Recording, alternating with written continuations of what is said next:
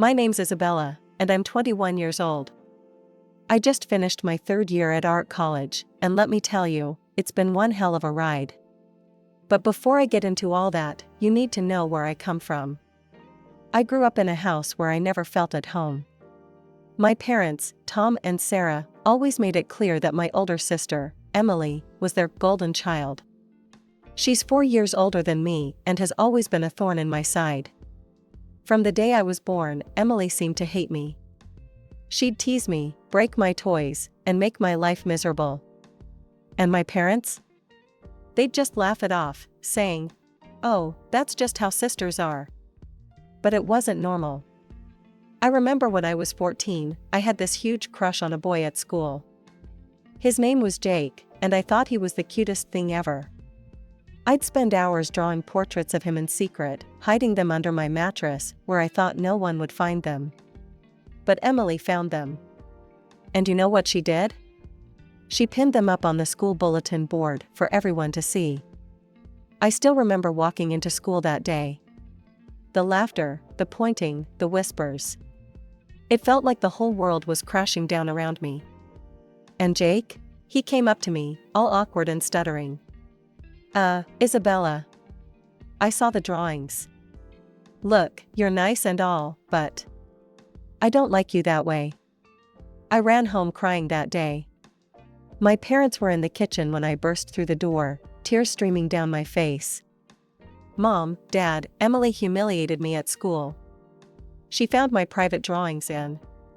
But before I could finish, Emily waltzed in, a smug grin on her face. "Oh, come on, Izzy," she said, using the nickname I hated. "It was just a bit of fun. Not my fault you can't take a joke." And you know what my parents did? They laughed. They actually laughed. "Sweetie," my mom said, wiping tears of mirth from her eyes, "you really need to toughen up. It's not Emily's fault you're such a crybaby." That's why, when I got accepted into art college, I was over the moon.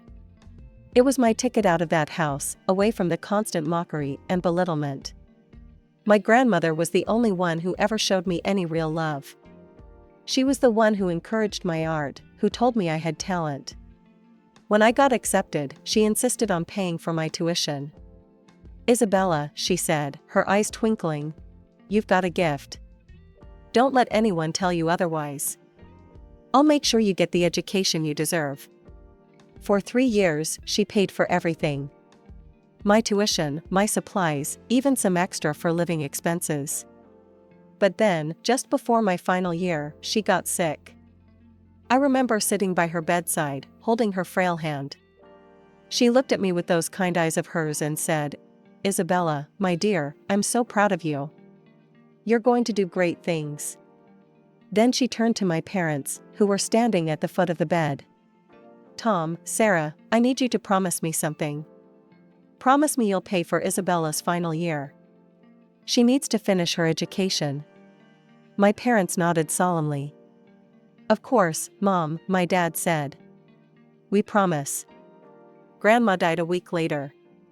At the reading of her will, we found out she'd left her house to my parents and her jewelry to Emily and me. Emily, of course, immediately grabbed the diamond tiara. "I'll take this," she announced. "Isabella can have the ring. She doesn't care about jewelry anyway, right, Izzy?" I didn't argue. She was right, I didn't care much for jewelry. So I took the diamond ring and put it in a safety deposit box at the bank. I made friends quickly in college. There was Zoe, a punk rocker with a talent for abstract art, and Marcus, a quiet guy who could make sculptures that took your breath away. They didn't care about my family drama. To them, I was just Isabella, the girl who could paint like nobody's business. "Hey, Bella," Zoe said one day, using the nickname I actually liked. "There's a tattoo parlor downtown looking for someone to draw designs. You should apply." I was hesitant at first.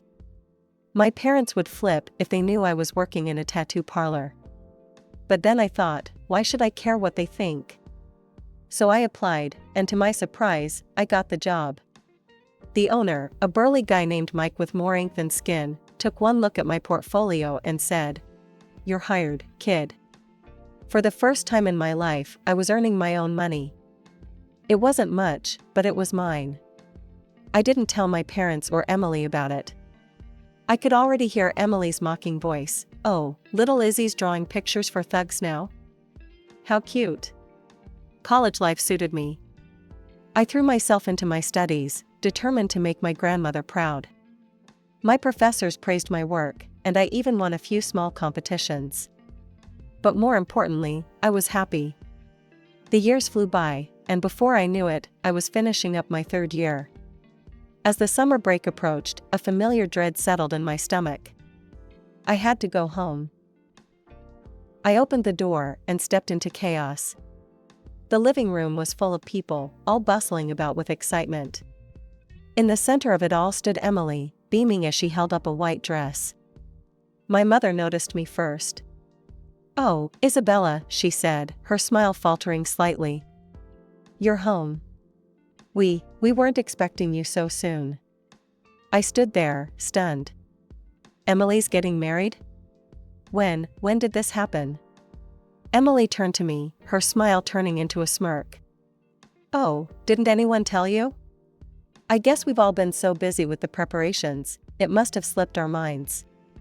I felt like I'd been punched in the gut. My own sister was getting married, and no one had even bothered to tell me. "Who's the lucky guy?"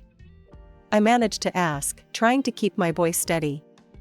"This is Richard," Emily said, pulling forward a tall, handsome man I hadn't noticed before. "Isn't he dreamy?" Richard gave me a polite smile and extended his hand.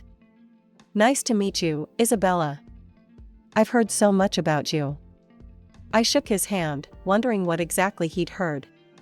Knowing Emily, probably nothing good.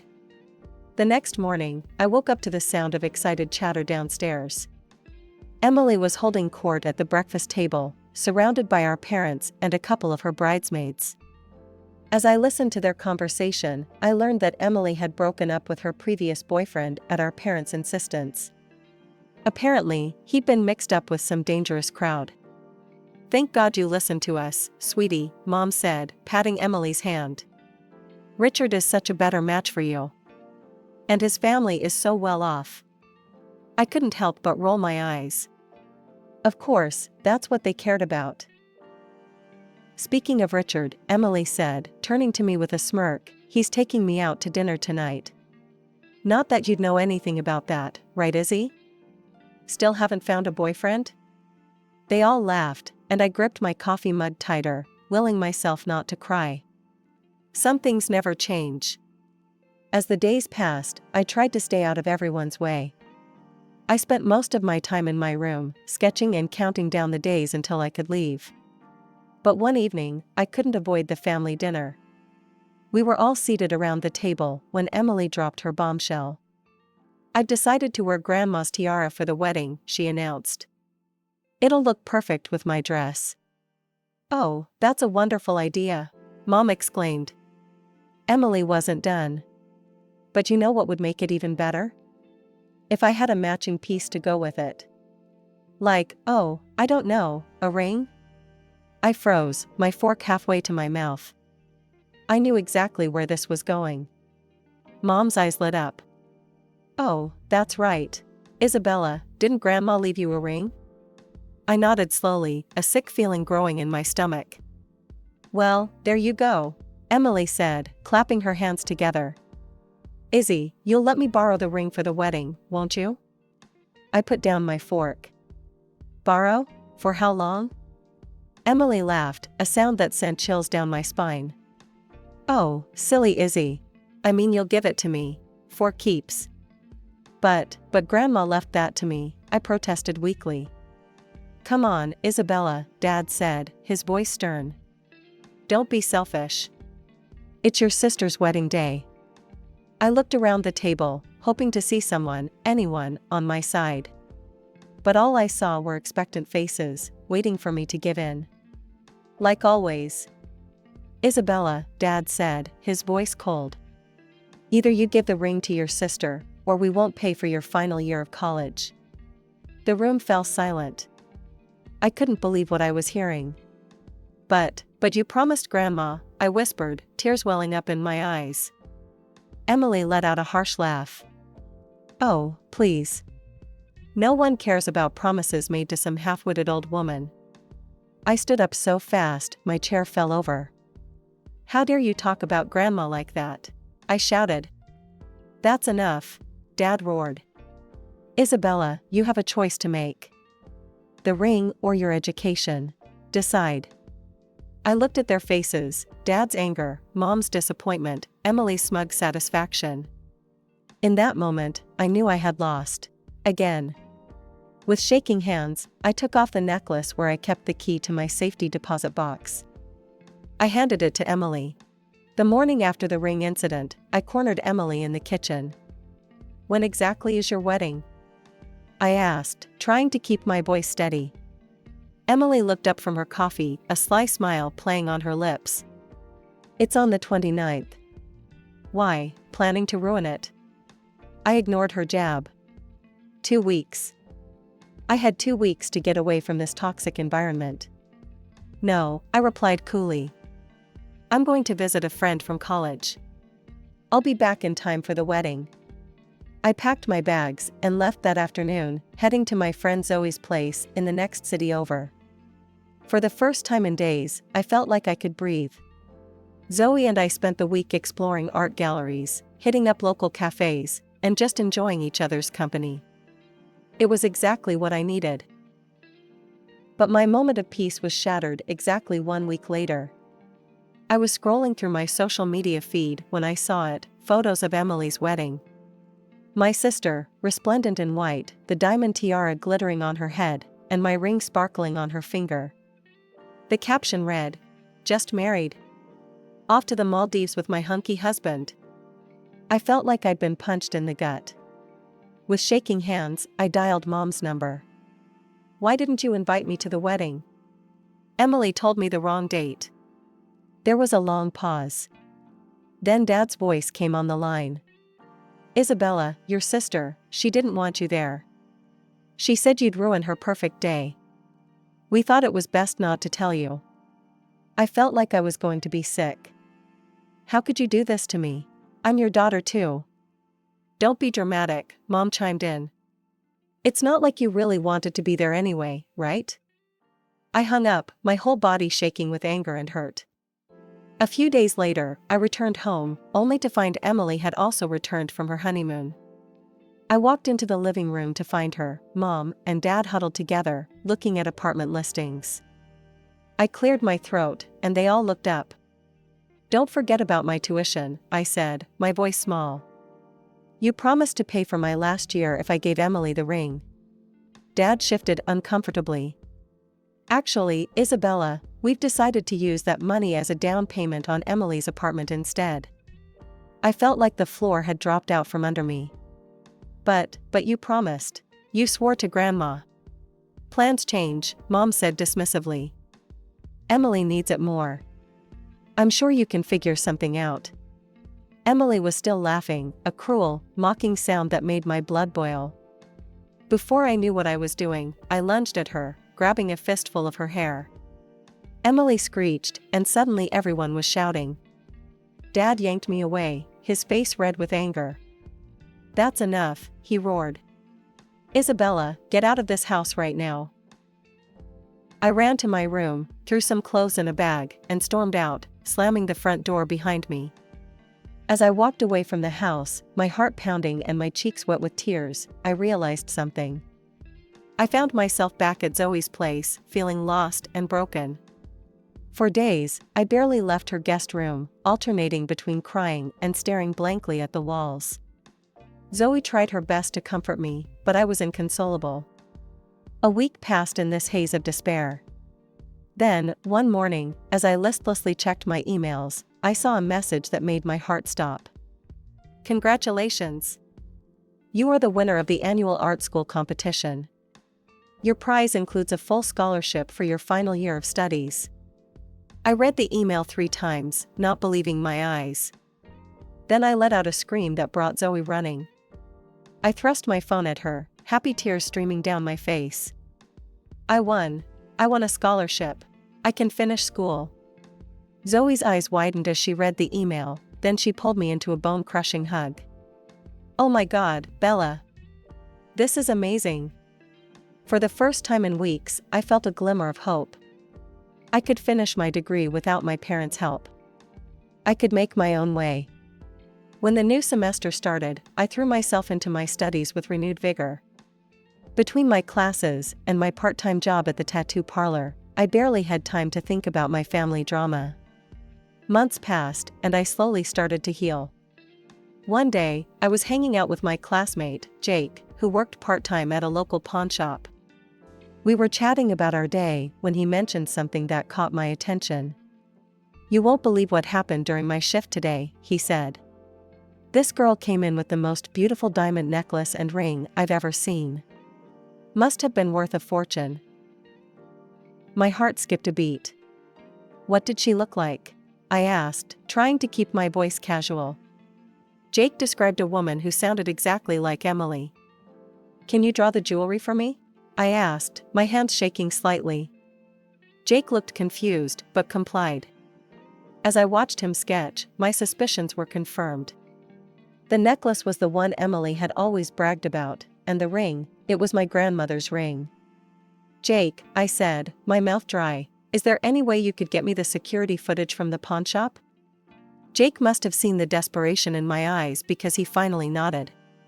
"Okay, I'll see what I can do."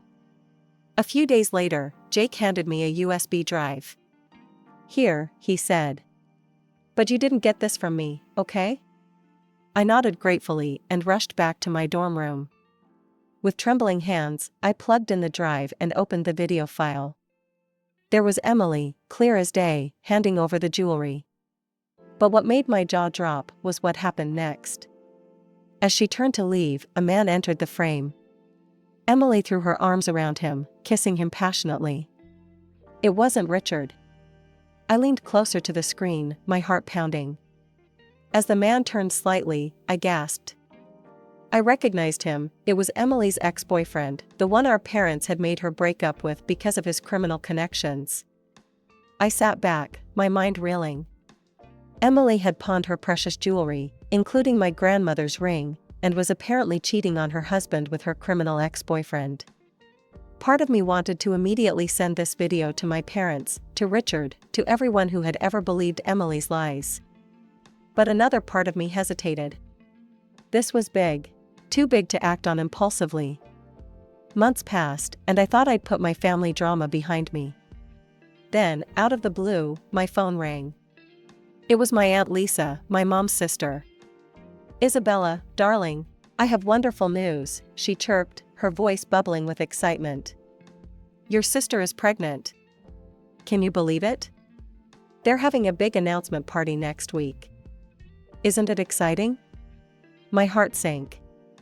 Of course, another family event I hadn't been invited to. "That's great, Aunt Lisa. Thanks for letting me know." After hanging up, I sat on my bed, conflicted. Part of me wanted to ignore it, to continue cutting ties with my toxic family. But another part of me, the part that still held on to the video from the pawn shop, knew this might be my chance. A week later, I found myself standing outside my parents' house. Cars lined the street, and I could hear laughter and chatter from inside. Taking a deep breath, I walked up to the front door and rang the bell. Mom opened the door, her smile instantly fading when she saw me. "Isabella? What are you doing here?" Pushing past her, I walked into the living room. The chatter died down as people noticed me. Emily, standing in the center of the room with Richard, looked like she'd seen a ghost. "What is she doing here?" Emily hissed. Dad's voice boomed through the room. "Isabella, get out of this house immediately. You're not welcome here." Confused murmurs rippled through the guests. I saw Richard's parents exchange worried glances. Mom, always one for saving face, plastered on a fake smile. "I'm so sorry, everyone. We've had to distance ourselves from Isabella. She's become quite greedy and unworthy of our family name." The room erupted into arguments. Some relatives defended me, while others sided with my parents. I raised my voice. I have something to say. Gradually, the room quieted down. All eyes were on me. I turned to Emily. Congratulations on your pregnancy, sis. But I have to ask, why aren't you wearing Grandma's tiara and ring? Emily's face went pale. Her mother-in-law spoke up, now that you mention it, I haven't seen that beautiful ring in a while. Emily, dear, where is it? Emily stuttered, I sent them for restoration. They needed cleaning. I nodded slowly, pulling out my phone. That's interesting. Because I have a video here that tells a different story. The color drained from Emily's face as I connected my phone to the TV. The security footage from the pawnshop began to play. There was Emily, clear as day, pawning the jewelry. And then, the moment that made everyone in the room gasp, Emily, throwing herself into the arms of a man who was definitely not Richard, kissing him passionately. The moment the video ended, chaos erupted in the living room. Richard's face contorted with rage and pain as he turned to Emily. Emily, what is this? Who is that man? He shouted, his voice cracking. Emily burst into tears, mascara streaming down her face. I can explain. Richard's mother stepped forward, her voice ice cold. I think we all deserve an explanation, Emily. Richard's father, a stern-looking man, spoke up. I think we need a paternity test. Immediately. As accusations flew and tempers flared, I quietly slipped out of the house. I had done what I came to do. The truth was out, and for the first time in years, I felt a weight lift off my shoulders. Over the next few weeks, the full extent of Emily's deception came to light. Through the family grapevine, I learned that she had been secretly meeting her ex-boyfriend, the one with criminal connections, behind Richard's back. She had been spending Richard's money on him and even pawned her jewelry to pay off his debts. The paternity test results were the final nail in the coffin. The baby wasn't Richard's, it was her ex-boyfriend's. Richard, understandably devastated, filed for divorce. He sued Emily for a substantial sum, citing emotional damages and financial fraud. Her ex-boyfriend, upon learning of the pregnancy, vanished without a trace, leaving Emily to face the consequences alone. My parents, who had always put Emily on a pedestal, were forced to face the harsh reality of her actions. They had to take out a significant loan to help Emily pay the compensation Richard demanded. Their golden child had fallen from grace, and they were left to pick up the pieces. In a twisted turn of events, they tried to blame me for everything. Mom left a voicemail on my phone, her voice bitter and accusing. Are you happy now, Isabella? You've ruined your sister's life. I hope you're proud of yourself. I deleted the message without responding. Their words no longer had the power to hurt me. As for me, I returned to college, threw myself into my studies, and focused on building the life I wanted. I cut off all communication with my family, changing my phone number and email address. The toxic cycle was finally broken.